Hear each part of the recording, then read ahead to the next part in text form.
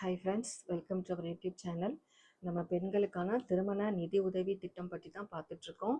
இப்போ அடுத்து மூணாவதாக அந்த திட்டம் பற்றி தான் பார்க்க போகிறோம்.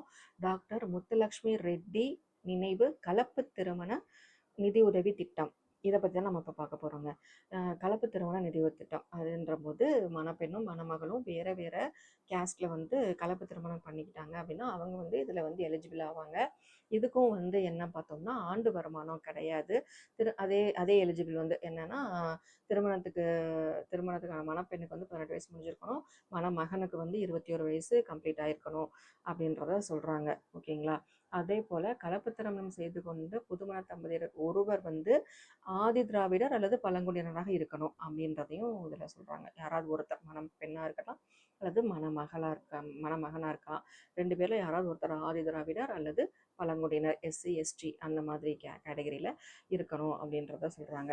அதுபோக கலப்பு திருமணம் செய்து கொண்டவர்களில் ஒருவர் வந்து முற்பட்ட வகுப்பினராகவும் மற்றொருவர் வந்து பிற்படுத்தப்பட்ட அல்லது மிகவும் பிற்படுத்தப்பட்டவராக இருக்கலாம் அப்படின்னு சொல்கிறாங்க.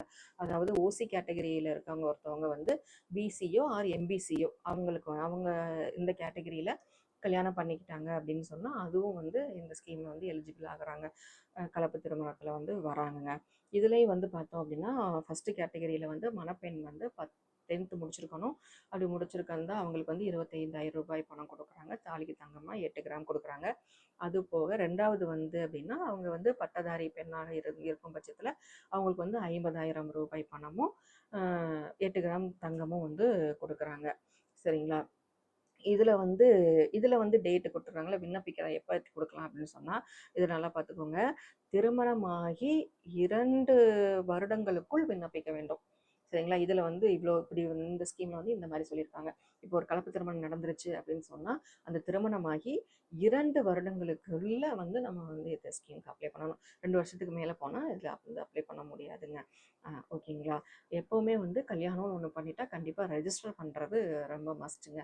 கண்டிப்பாக ரெஜிஸ்டர் பண்ணிக்கணும். ஏன்னா இப்போ எல்லாத்துக்குமே வந்து ரெஜிஸ்டர் சர்டிஃபிகேட்ஸ் வந்து கேட்குறாங்க, மேரேஜ் சர்டிஃபிகேட் வந்து கேட்குறாங்க.